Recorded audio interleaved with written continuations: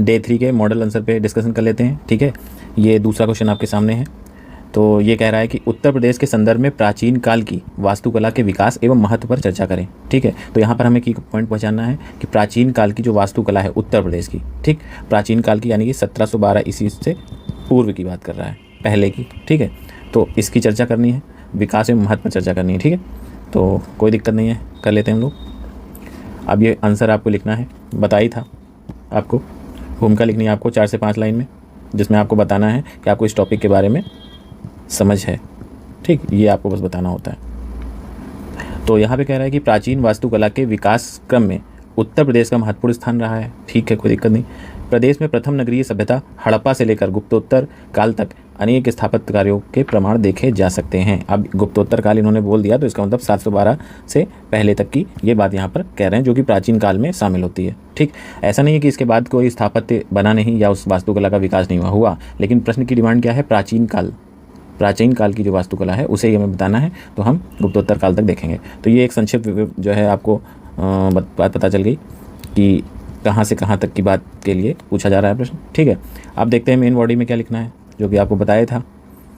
अब चूँकि विकास की बात की है ना, स्टार्टिंग कहाँ से हुई है प्राचीन काल की, तो हम वहाँ से करेंगे। तो ये हड़प्पा काल से हम देखते हैं, और हड़प्पा काल में भी उत्तर प्रदेश के संदर्भ में जो साइट्स हैं उन्हीं को हम डिस्कस करेंगे।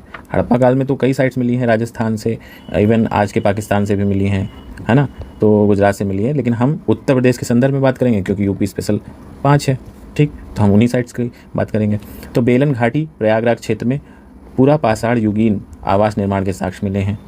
ये भी स्थापत्य के अंदर शामिल होगा, भले ही इसके साक्ष्य मिले हैं, लेकिन आपको ये तो पता ही है कि स्थापत्य उस समय भी हुआ होगा कुछ ना कुछ। तो ये बात हमने एक डाल दी, जो कि बेलन घाटी प्रयागराज में है। दूसरी बात हमने की सरायनाहर, महदहा, दमदमा से पाषाण कालीन, तो वहीं आलमगीरपुर, हुलास आदि से हड़प्पा कालीन वास्तुकला के साक्ष्य मिले हैं। तो देखिए, इसके जो साक्ष्य मिले हैं, ठीक, कुछ साइट्स मिली हैं जिनको एएसआई ने जो है ढूंढ निकाला है, तो उनकी बात यहाँ पे छोटी छोटी बता दी आपने।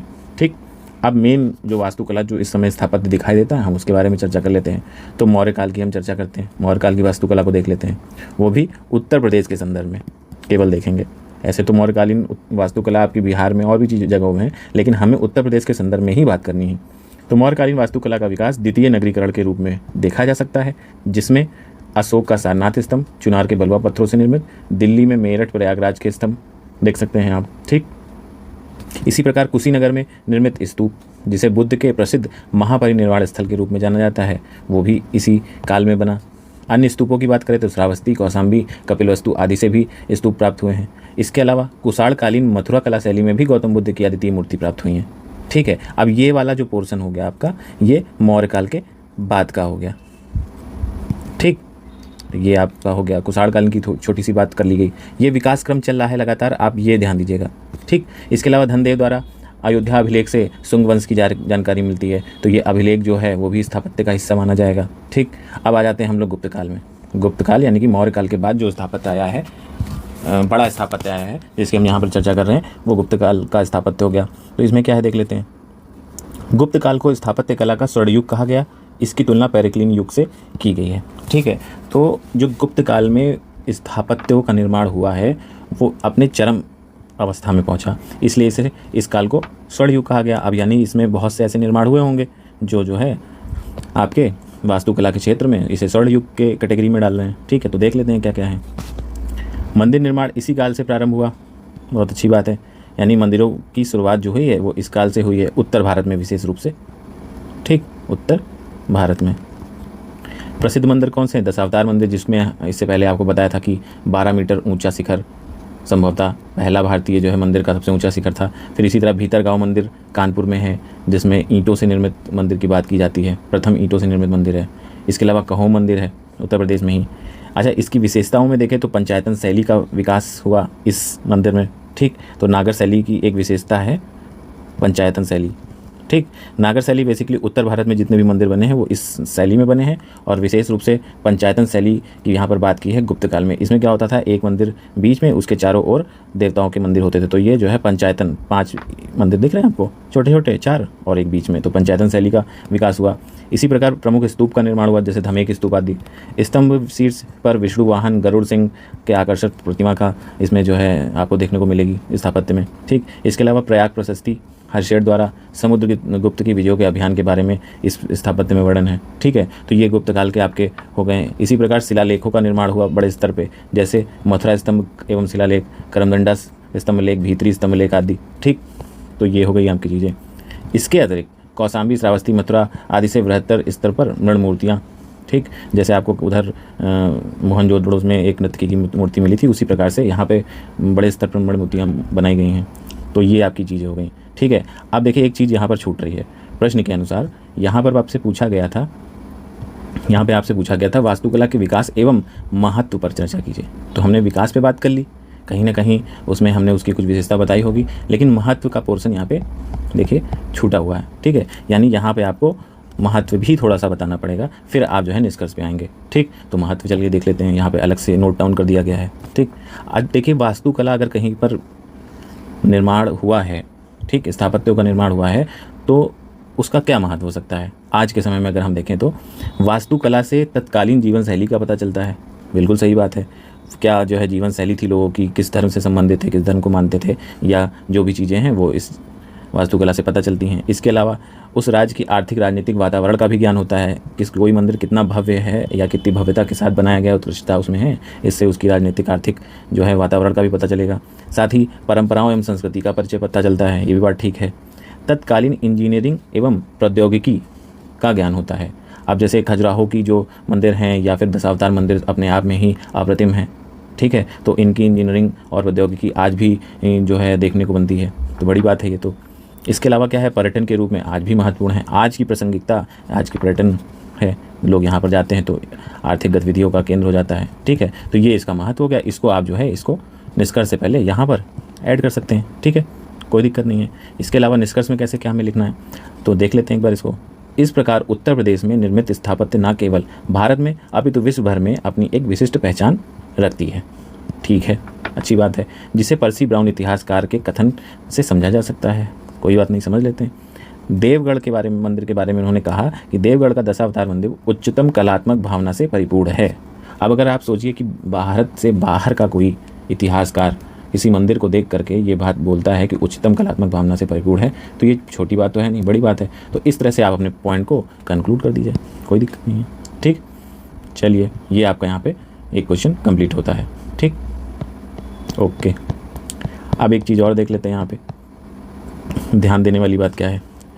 इसमें बताया गया है आपको कि इस मॉडल आंसर में वास्तुकला, मौर्य और गुप्त के डायग्राम नहीं बनाए गए हैं, किंतु आप अपने आंसर में अवश्य बनाएं।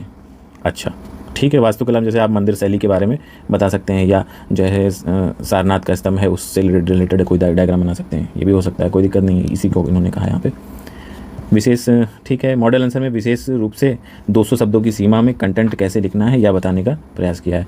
तो ये तो मोटी मोटी बात आपने समझ ही ली है। खैर, अब चलिए देख लेते हैं कुछ कॉपी हमारे योद्धास बैच की।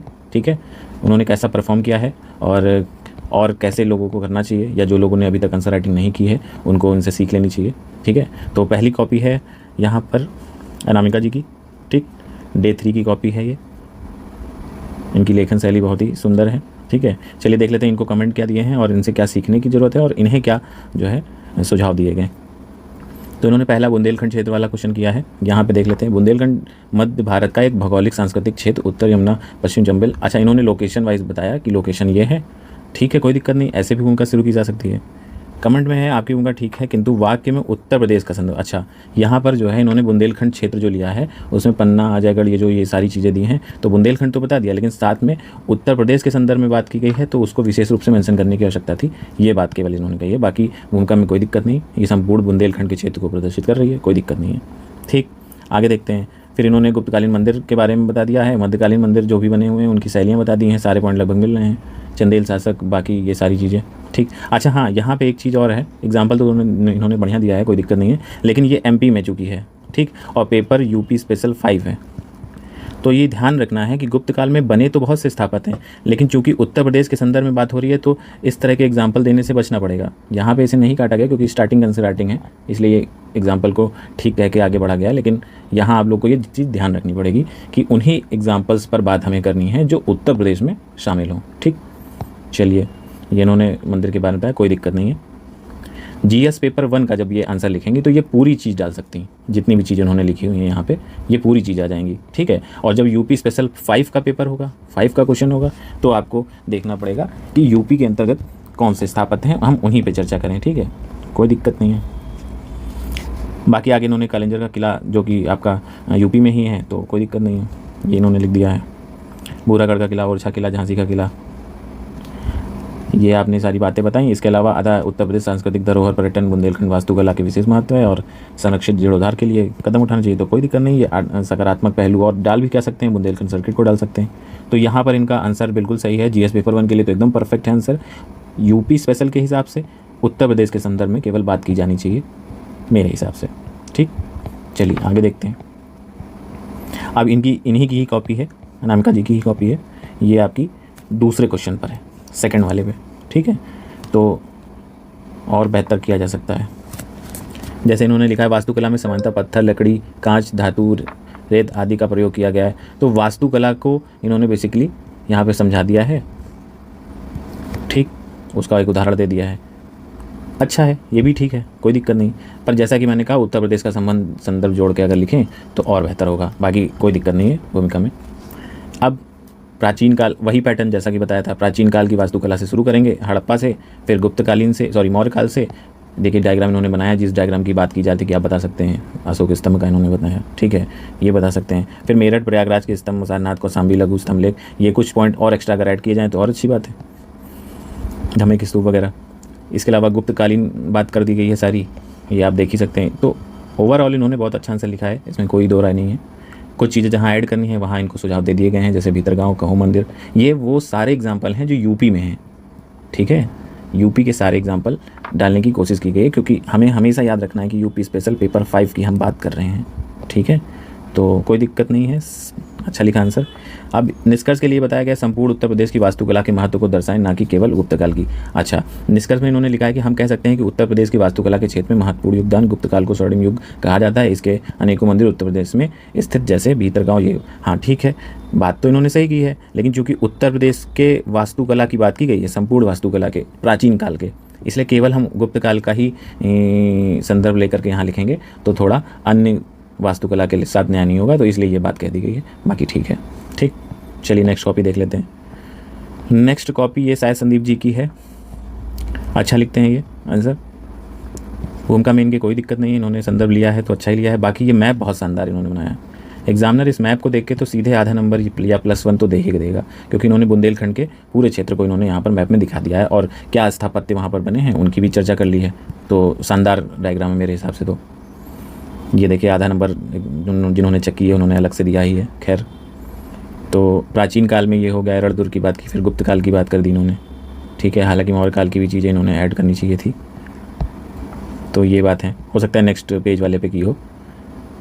और इसके अलावा एक फिर कॉपी है नेहा जी की, ये कॉपी है नेहा जी की, इन्होंने भी भूमिका ठीक लिखी है, कोई दिक्कत इसमें नहीं है।